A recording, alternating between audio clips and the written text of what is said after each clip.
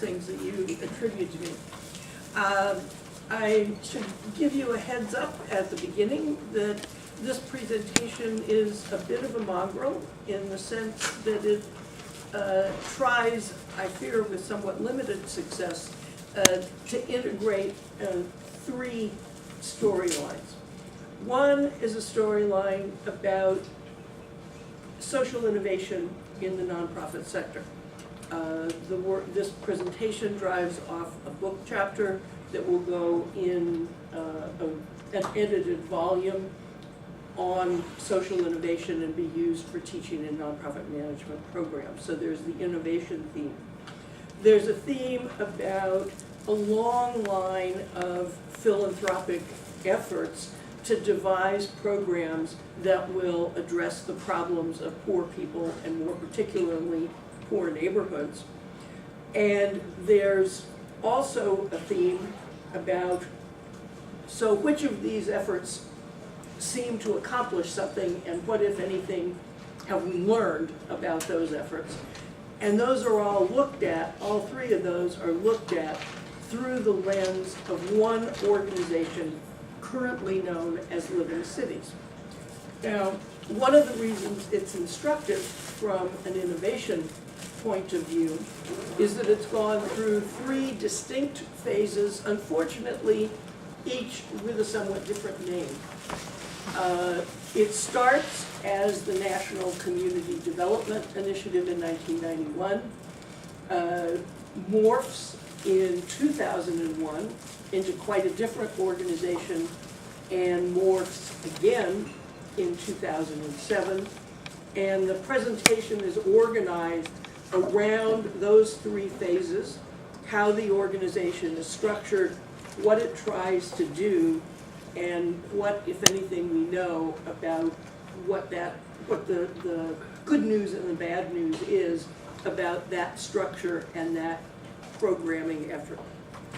So a bit of background. This is the South Bronx in 1980. Trying to get out of the way. It's hard to believe that someplace from which you could go to that top building and see the Empire State Building actually looked like that, but it did. So the setting is the urban crisis. Housing abandonment was rampant in the 1970s, partly because of large population losses and rampant deindustrialization. And a new group of community-based organizations known as community development corporations started to develop in some numbers to respond to this crisis. Everyone springing up on its own, thinking of itself as unique, widely scattered, not much in the way of ties among them. A site that looked very much like that, but with even fewer buildings and more open space, was a photo op for both presidential candidates in the 1980 presidential campaign.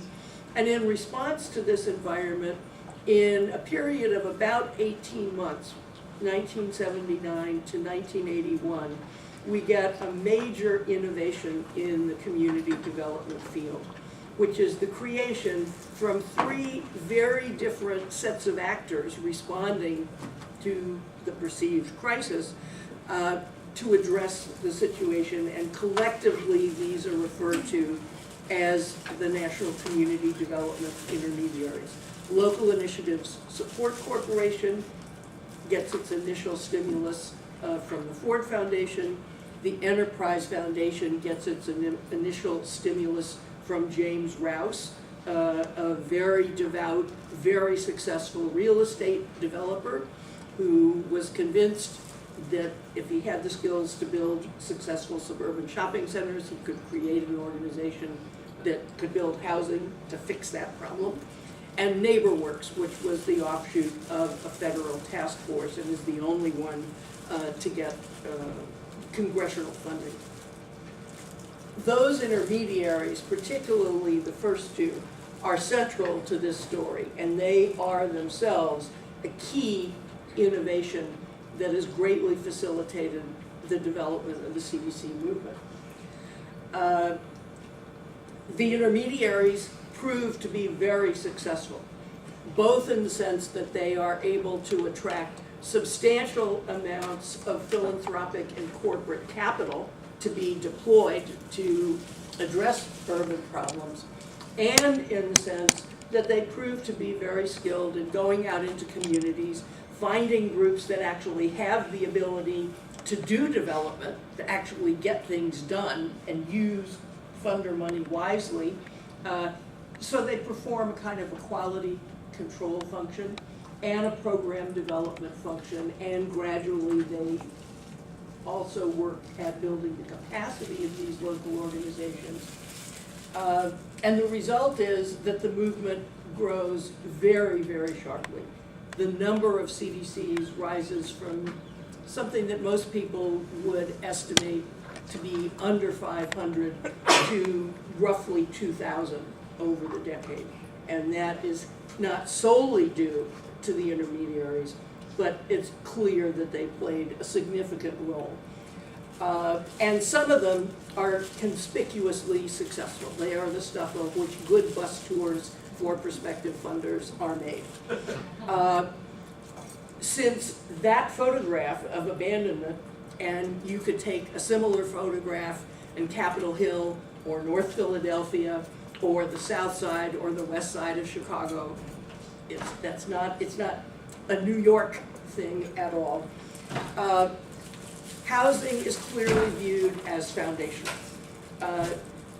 Yes, you need supermarkets, you need parks, you need better schools, you need safety and services, but if you don't have people there, you don't have a neighborhood to improve. So that's one sense in which housing is first.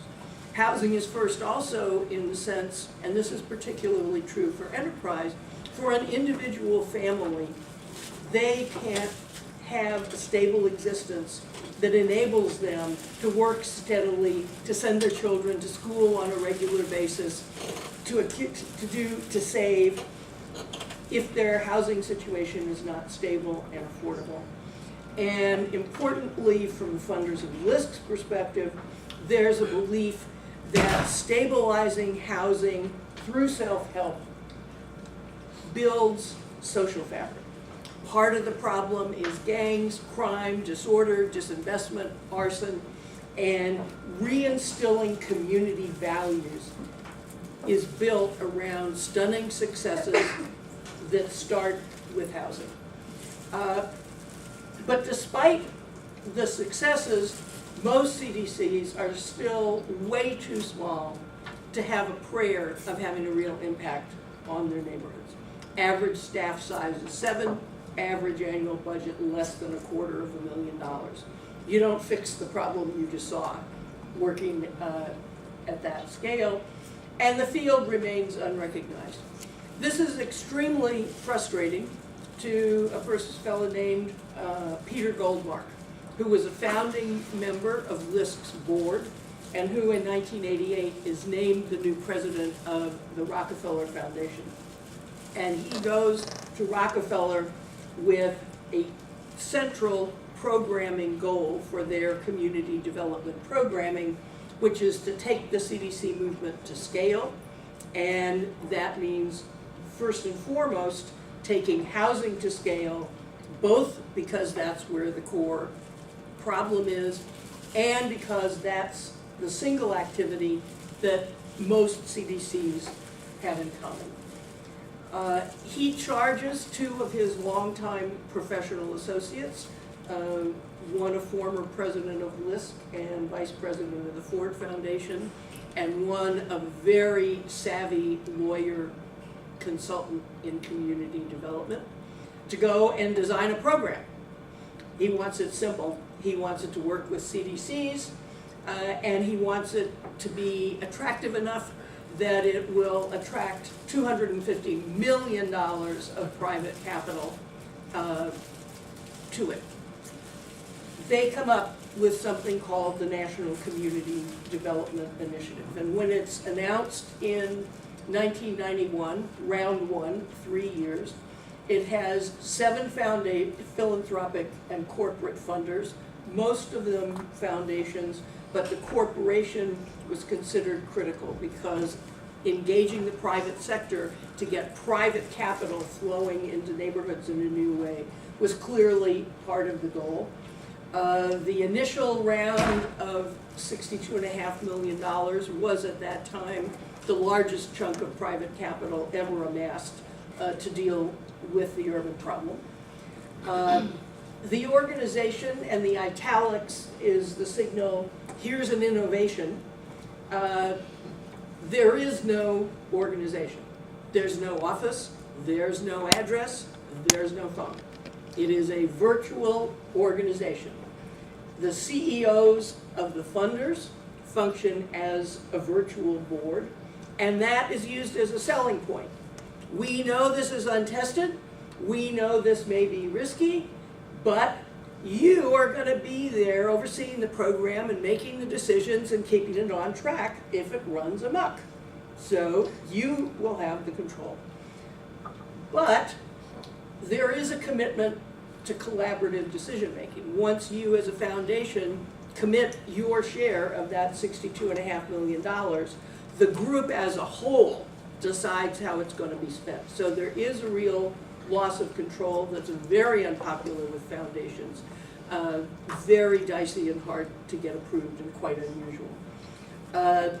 The program oversight is provided by the consultant who helped design the program, James Pickman.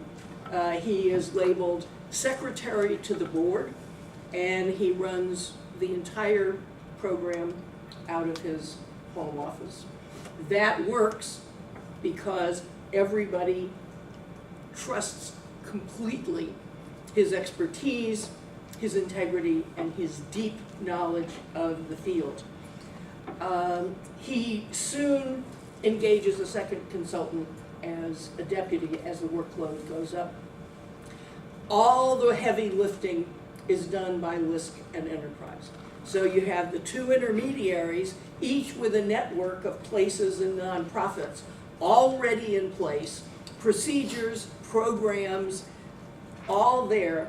So the money goes in, they have an organization, a reporting structure, a mechanism to get money out the door quickly, which means a mechanism to show product quickly, which means a way to attract new funders to the table. They start with 20 cities, and as they get more money, they expand to 23. The organization has 4 strategic tasks. The first is to make up the difference between 62 million and 250 million by attracting more money, and the only way to do that is to bring in more partners. They want all sectors, and they need a mix of grants and loans because loan capital, subsidized loan capital, is critical to producing affordable housing. They want national money for national NCDI, but in each of these 20 and then 23 cities, they also want local funders coming to the table because the national money has to be matched at the local level, and the incentive for the locals to come to the table is that there's match money available at the national level. So locally, if you can come up with $6 million, you'll have a pool of $12 million. And as at the national level, if you're a funder, you get to sit at the table and figure out what the programs are and how the money gets spent. They had to figure out what the program scope would be. They wanted to be very flexible, recognizing that conditions in these 23 cities were very different. Some had a long history with community development, some not. That means well-educated funders and city officials, or not. CDCs that already have a lot of capacity, or not. Capacity across the board had to go up.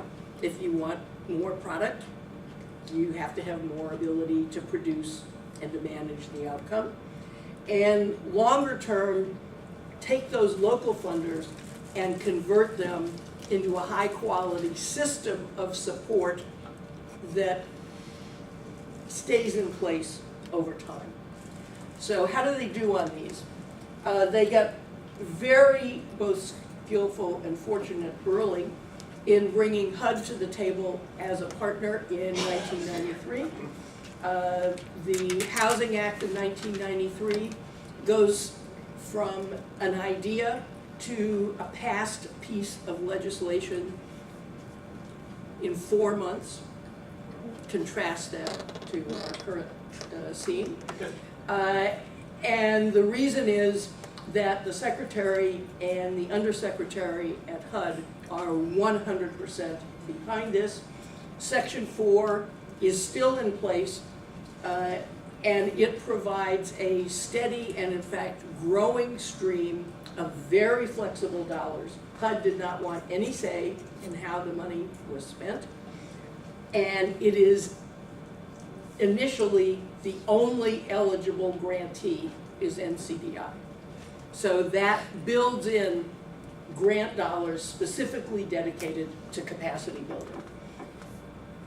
The rest of the partnership grows. They add both foundations and financial institutions. They meet their fundraising target, and that leverages a significant amount of built product on the ground, both housing and other kinds of facilities, and there is a parallel growth at the local level, institutionally. Refining the program scope adapts not just to CDC capacity and neighborhood needs, but to differential funder knowledge of the field and what it requires, and funder tolerance for risk. So program development takes that into account. But the goal is, and the outcome is, that over time they broaden support to include activities that go beyond the mainstay entry point of affordable rental housing. And the choice of which things to broaden into is locally driven. Affordable homeownership is made possible when new federal legislation is passed and is widely taken up. Commercial and industrial real estate and various kinds of community facilities are the most common other new activities. They developed 4 strategies for building CDC capacity, of course, training programs, core operating support, since money to pay the rent and meet the salaries is the hardest money for small community-based organizations to raise. Those are most powerful when they're a component of more formal capacity building programs.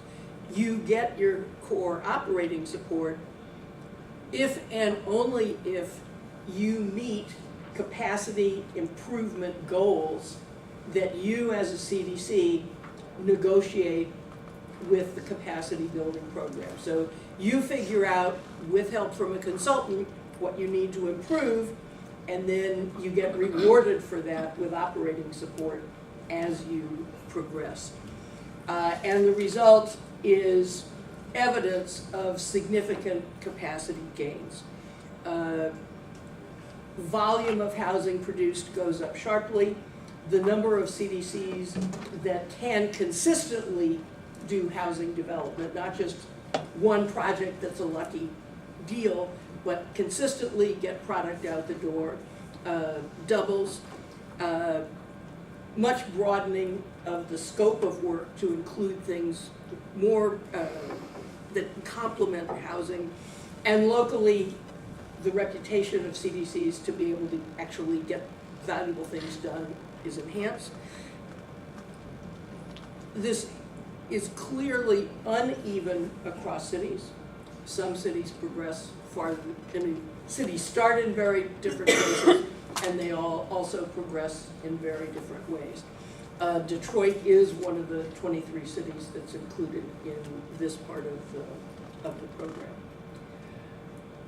The support systems issue is heavily driven by the fact that federal subsidy programs for affordable housing provide what is called a shallow subsidy, which means if you only have that subsidy, you can't bring the rent down low enough to actually make the unit affordable to the people the program is supposed to serve. So you have to scurry around and get other sources of capital, including subsidized capital. So that meant that a typical deal might require 6 or 8 different sorts of capital, each one with its own structure and requirements.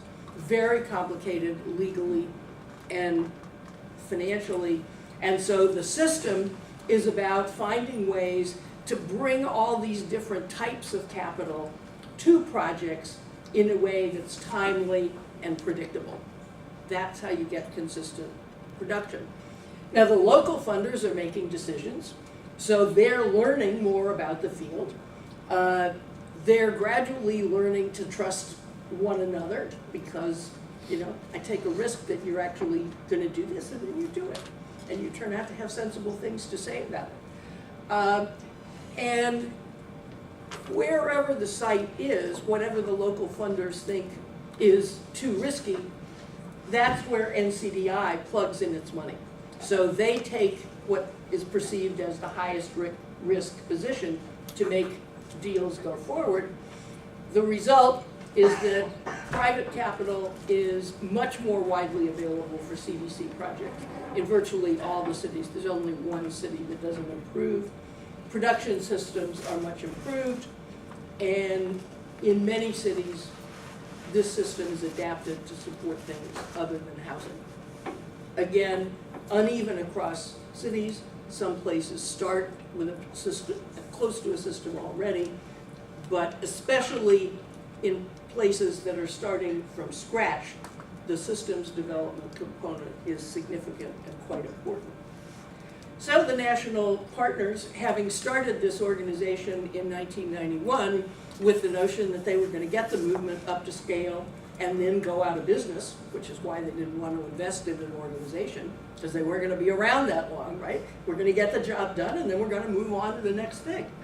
So they conclude that this business of CDCs supported by intermediaries actually provide a good platform for comprehensive neighborhood change, that it isn't limited to housing, that it has much wider, more interesting and promising potential.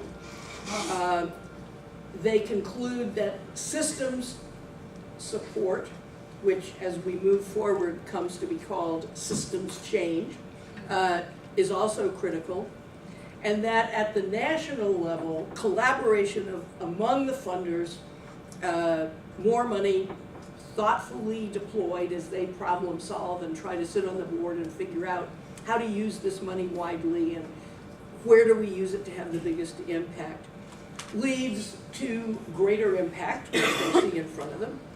And they believe that it provides a platform to try other things. That this strategy looks really great, but here's a platform that can do potentially other things as well. The subtext here is that the CEOs who sit on this board love being on the board. They are away from their staff. They are with their peers, which in other settings they hardly ever are. They are directly engaged in program development.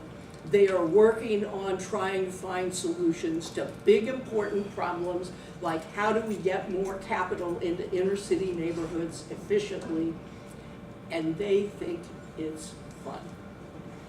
And there's some, it's not that they don't believe the greater, they're not being driven by the fun, but that doesn't hurt. So much to the surprise of the virtual staff, they go off to do strategic planning for their closeout year and instead make a commitment to extend the program and incorporate the organization for the longer haul. And that gets us to Living Cities, still subtitled the National Community Development Initiative. Very small staff, still very oriented towards CDC work. The director is the deputy from NCDI. The funders now become the board. And that's a big deal because normally foundation officers divest themselves of any formal connection to their grantees. So this is a very, very big deal.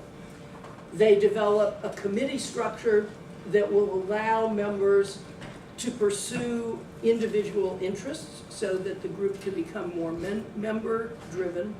They continue the 3-year funding cycle because that's what foundations can get approved by their boards. And they broaden the goals. Still want to do neighborhood improvement and improve lives for people who live there, but the context is given much more important. You're now trying to connect people in neighborhoods to the regional economy, to make better use of information technology, and to try and shape public policy, which they've been trying to do previously and had been frustratingly ineffective other than the initial coup of getting HUD to the table. The old program with the intermediaries carries forward under the name the Cities program. The structure stays exactly the same. The intermediaries are doing the planning and the implementing, and the momentum continues to build. Funding from Living Cities continues to go up. Both loans and grants go up, although under this new rubric, they continue to draw new members, but they're drawing heavily from financial institutions. So the balance between loans and grants is changing over time. Because the field is better known and private institutions are becoming more familiar with community development lending, over time the share of any given budget, project budget, that has to be provided by NCDI goes down. So that means as their national capital base grows, they can support much more development, not just because they have more money, but because no matter what the size of their pool is, it goes farther because they can spread it across more different projects and still keep other people coming to the table. As a result, the volume of development, both housing and other, is this. But the agenda is still driven by the intermediaries. The new agenda has 3 major components, and these are slower to develop. Pilot Cities is an effort to let individual foundations that are, for whatever reasons, chafing a little bit that all this Living Cities money is not doing much for their town, volunteer to be pilot sites where they will design a program that will try to do at the local level what Living Cities is trying to do at the national level, which is to align funds from many different sources into a coordinated strategy. Those programs are generally well regarded. One of them becomes a national model that's incorporated into local initiative support corporations' work. But there are no cross-cutting themes, and so there's no lessons. So to the extent that they were in the business and wanted to be in the business of exploring new ways to make change, this platform was supposed to help them look at things other than the CDCs plus intermediary approaches. It doesn't help them advance that goal. The technology piece takes the form of the Urban Market Initiative, which is run by Brookings. It has several prongs.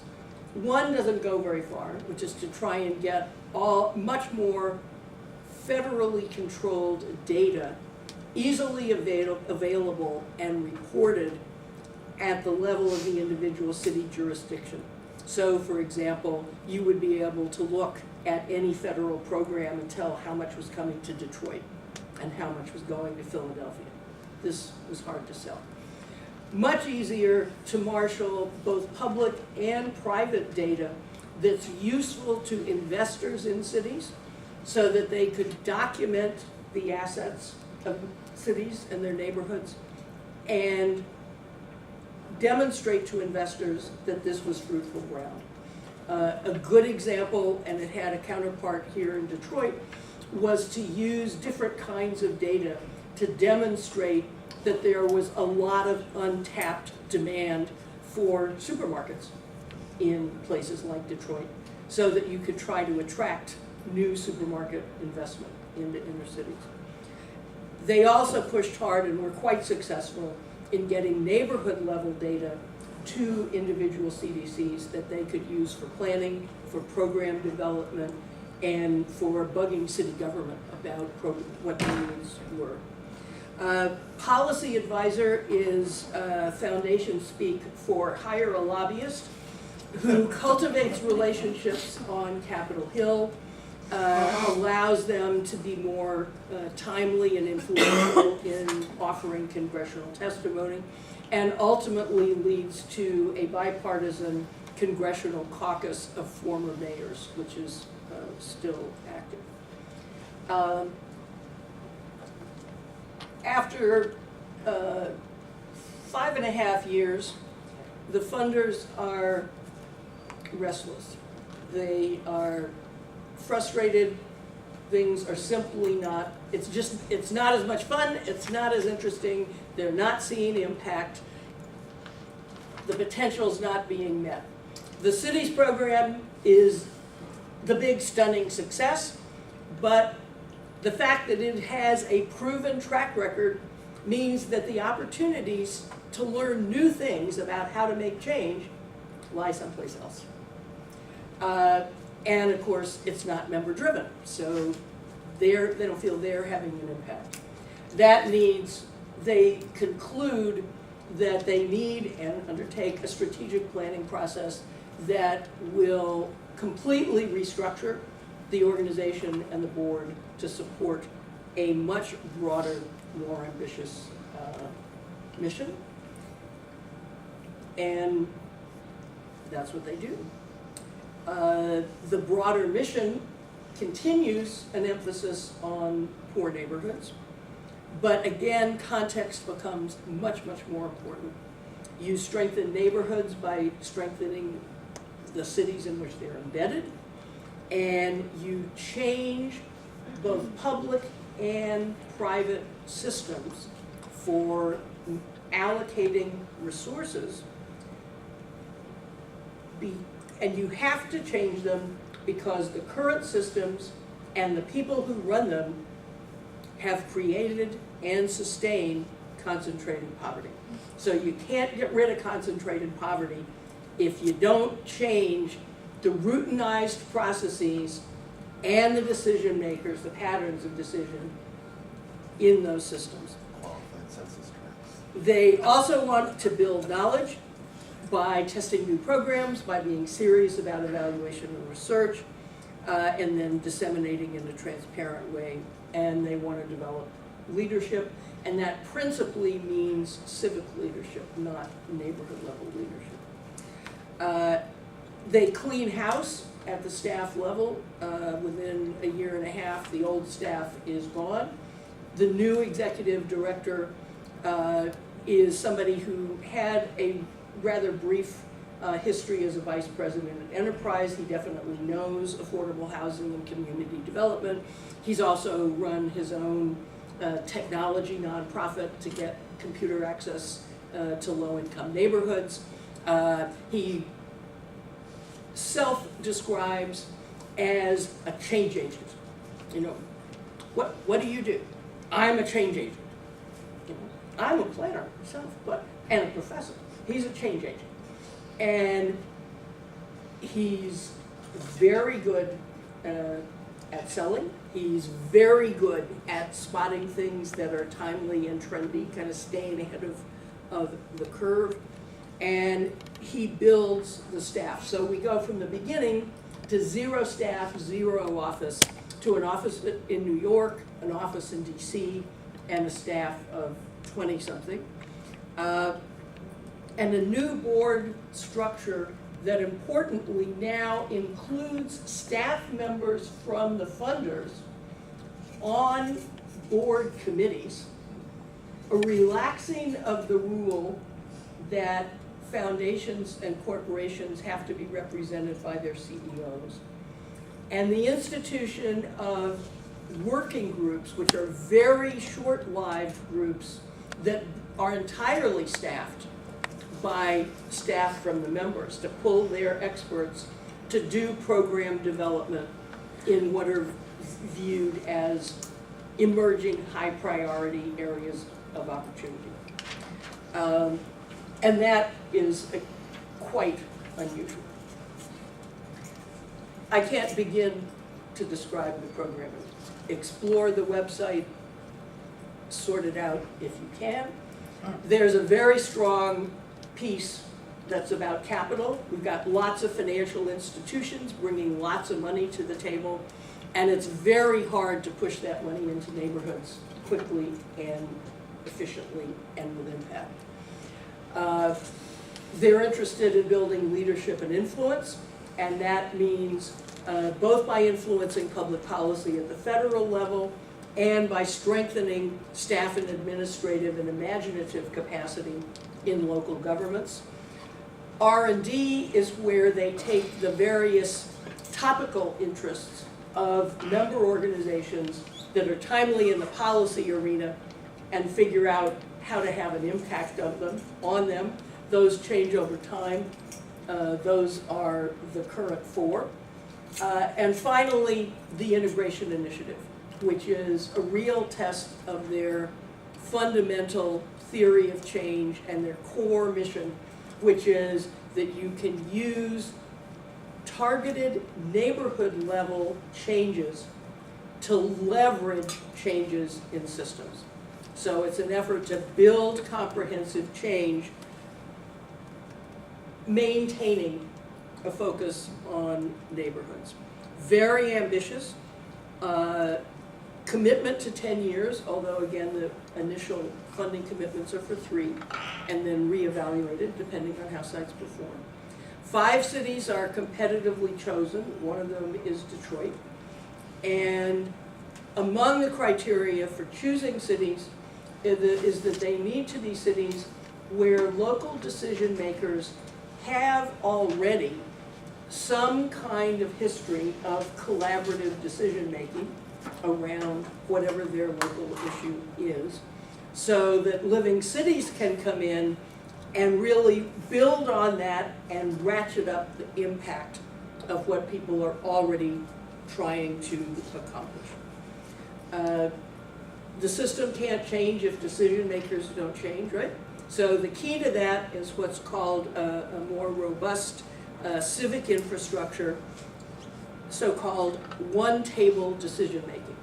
That is, you get all the major movers and shakers from all 3 sectors around one big table, and we pick a big, hairy, ugly social problem, and we figure out what we're going to do about it. And we have to be the ones who figure out how to solve the problem because we are implicated in creating the problem. That part of it doesn't get printed in big letters as frequently as some of the other pieces, but it is embedded in the philosophy.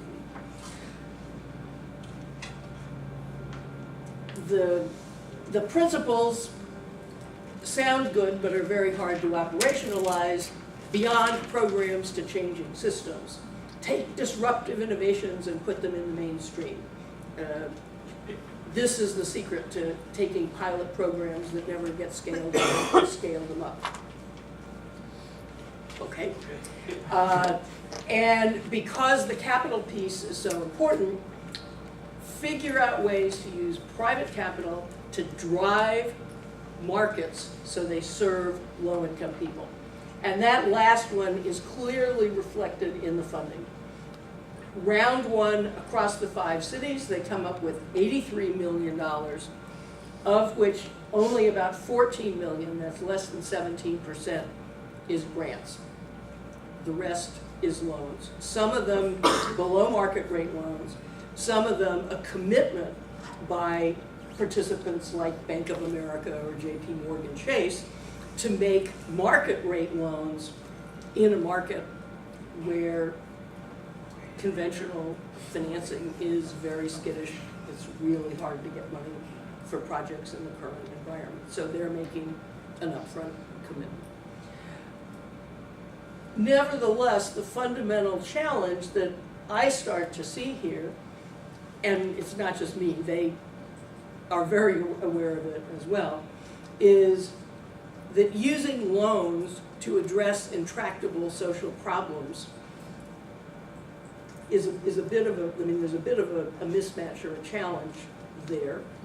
And it's also not clear how you use private loans to leverage changes in public systems. It's not as though JP Morgan Chase is going to make a loan to Detroit, right? Or to the transit authority or to whoever. But that's the structure.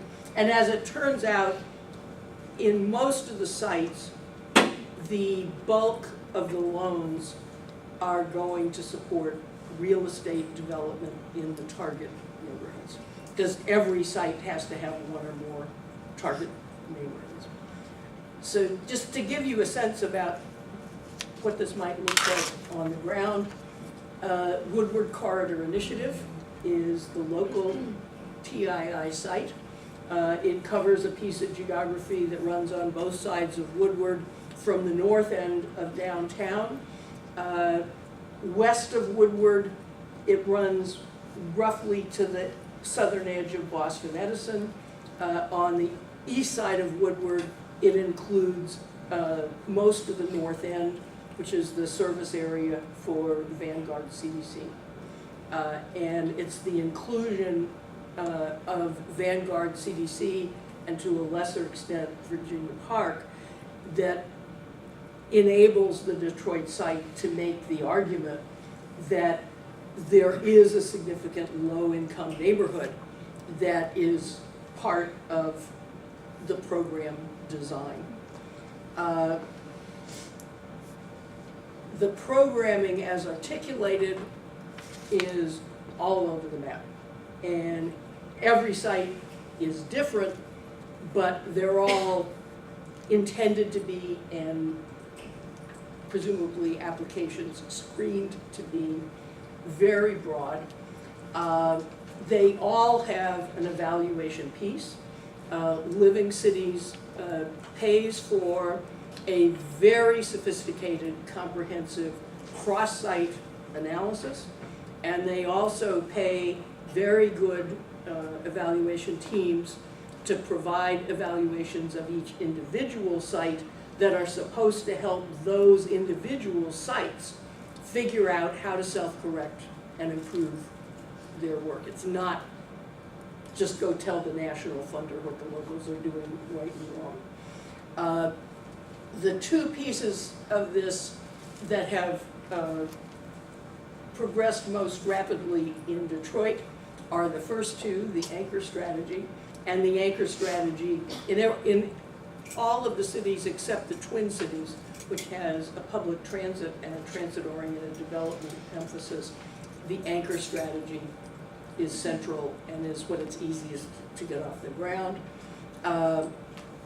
In Detroit, real estate development can move forward because the group that used to be called Midtown Inc. and is now called Midtown Detroit Inc., and which has until recently been the management agents for the WCI money, already had a very well-oiled machine to assist real estate developers in getting things built in Midtown.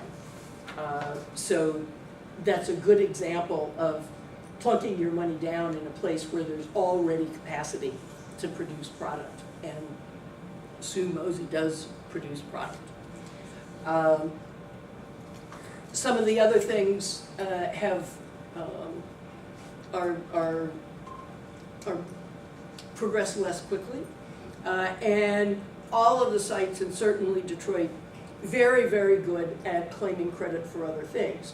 So if you go, for example, to the land use policies and practices, you'll find a nice discussion of Detroit Future City. What did we have to do with that? Anyway, this, just an example. Now, the only evaluation that's available of TII is at 18 months, and after 18 months you don't learn very much because startup is slow. The simple story is that early results are promising. They're very uneven. Predictably, the Twin Cities is, going gangbusters. The Newark program fell apart after a year and had to be completely rebuilt. We were not at the bottom. In between, it's much harder to assess. What we do know is that the decision has been made to refund all the sites, although they're not all going to get the same amount of money. The notion is that people who are making good use of the money, their money's going to go up. People who haven't taken off yet will get less money to move further down the runway and then be reassessed. I find it quite stunning that at the end of 18 months, when you can point to concrete things like the procurement initiative for the anchor strategy, expanded purchases by 3%, or the higher local program meant that 149 people got jobs. Those are good things. They're respectable to point to after 18 months. What's a little puzzling to me is that the funders appear at that point to have felt that results were encouraging enough to start thinking about rolling out to new cities, which I find stunning. So it's clear, so we can sort of take stock at a couple of levels. One is this initiative, too early to know. Interesting, complicated, too early. At the level of the organization, again, very interesting, lots of stuff going on, some of it clearly useful, much harder to form an overall assessment of, in the end, what does this add up to? And even people who have been on, people who've left the board and know it well, have mixed feelings about that.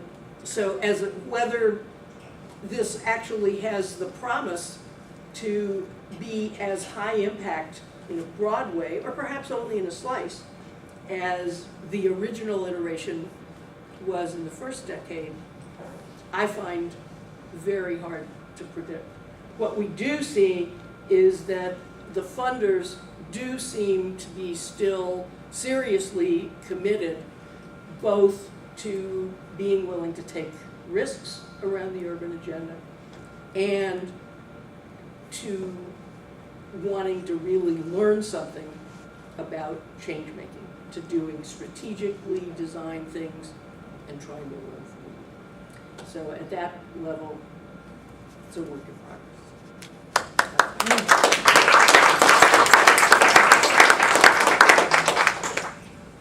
Questions, comments? Sorry. Avis, I want to thank you for giving me the context of my entire life's work, its success and its failures. Because I started working with local neighborhood groups at CDC, I've worked with LISC, I've worked with Enterprise, I've worked with Avis, I've worked with a nonprofit that has used some of these money. I have worked with a regional organization on Woodward Avenue, which gets very frustrated by the narrow focus of where they're putting the money. And it's just very helpful to think about this.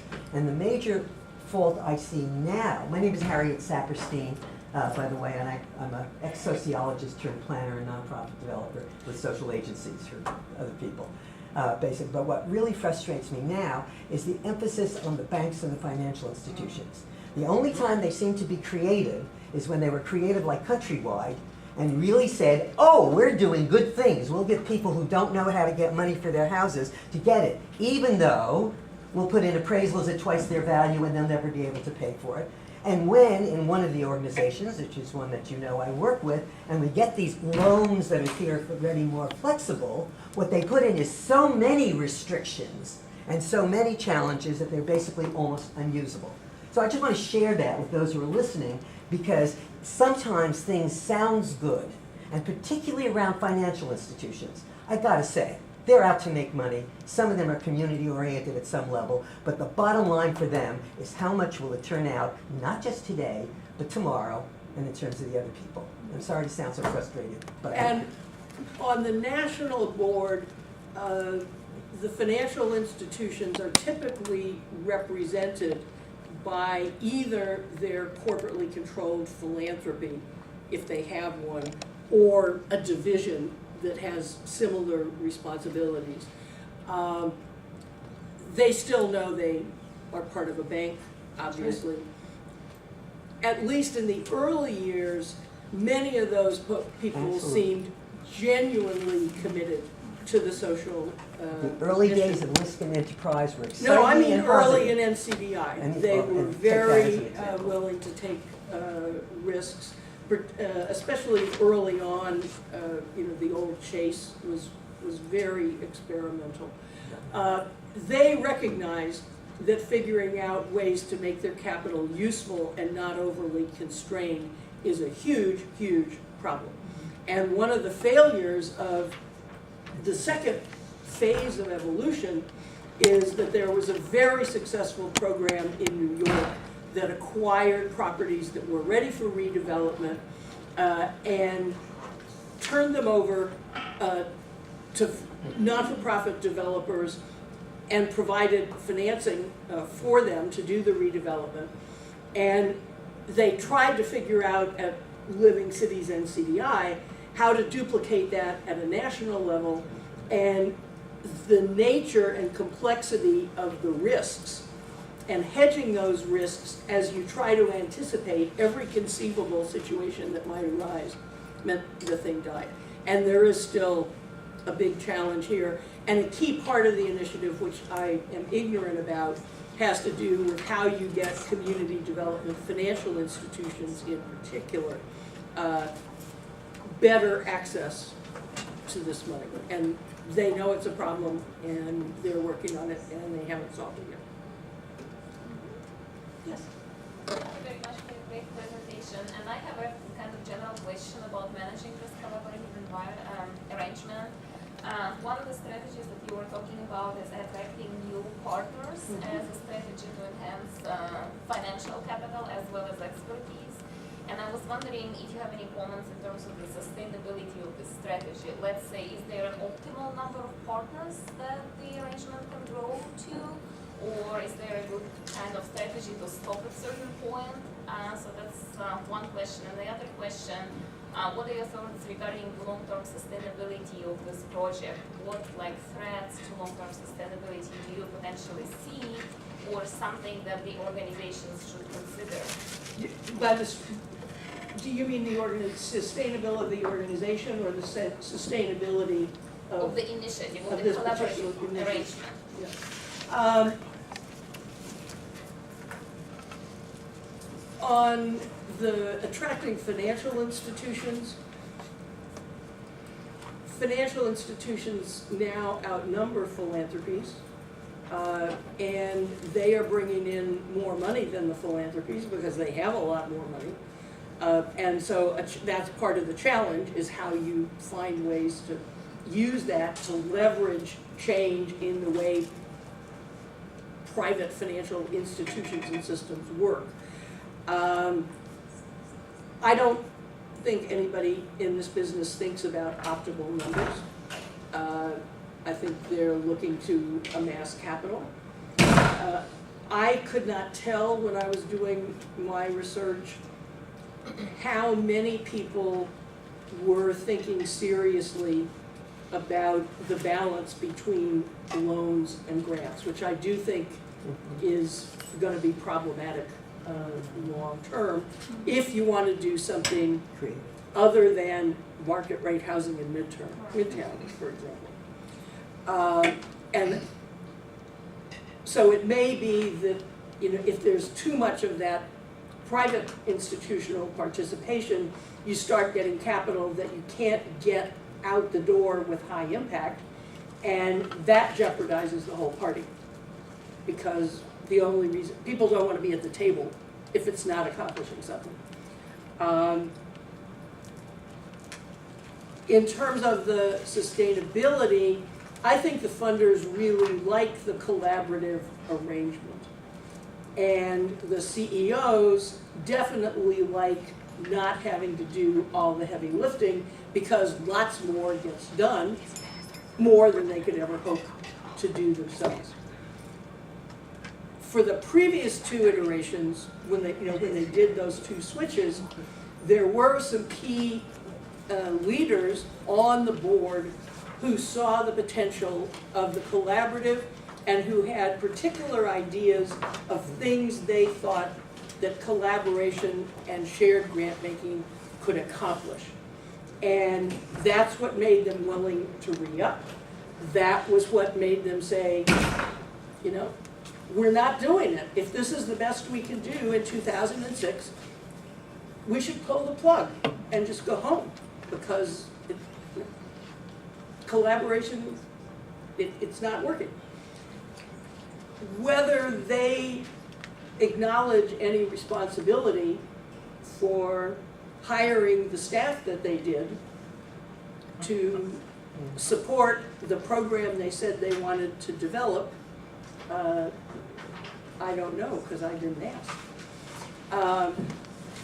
But it does seem to me that they're all smart enough to figure out that if there's no impact they can point to, they're going to take their marbles and go home. In the near term, the president is superb at working the board, at bringing in trendy speakers, and talking about big ideas that challenge people to think in creative and game-changing ways. But in the end, that either translates to program and product on the ground, or it doesn't. And it is predictably the case that the systems change piece, which to my mind has to be what takes the longest, is also the hardest to assess. And I don't really have a clue how the corporate and financial institution partners think about that and what their tolerance is for delay, particularly with respect to public sector systems. And that, I mean, the jury's out. And a lot of that will depend on just the personalities and world view of the people on the board. Leaving this entire project and these decades here, are you aware of anything that in fact is beginning again, where all this whole process began 20, 30 years ago, that is going back to basics, back to hands-on, at maybe not a national level yet, but at a regional level, or even a local level? In other words, getting back to the hands-on decision-making, not levels of program all over the place. The only example that I'm aware of that tries to replicate the structure and focus of the original NCDI is ArtSpace, which again is a collaboration of funders where the funders sit on the board. It's not a virtual organization. There actually is a there, an address and a website and all those, and a person, but the funders as the key decision makers, and a very clear focus on arts and a place for art making is the only example that I'm aware of. It is a very hard model to sell to funders because foundation boards don't want to give up their ability to have a say about how their money's being spent, and they do. Yes? I have a question about who is involved in the decision-making process for this. So you mentioned, especially with the Wood Recorder Initiative and Midtown Detroit Inc., there's obviously tensions there with Sue Mosey as the mayor of Midtown and not having the residents involved in the decision-making process for all of these issues. And so I'm wondering if that's been discussed in your research and your experience with working with these. TII is not built around getting residents engaged. It's built around getting decision makers to the table.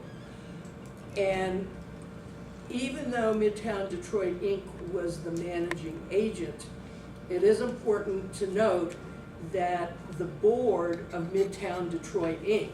and the governing council for the Woodward Corridor Initiative are completely separate, and they are quite different.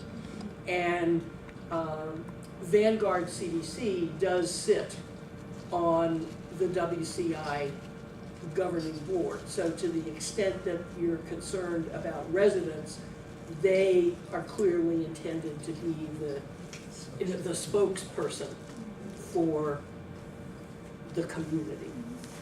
I'm not sure if that, Yeah, I was just wondering about the tensions that arise in their discussion from that top leadership. I mean, the fact that the funders were the board members of the organization is surprising, as you said.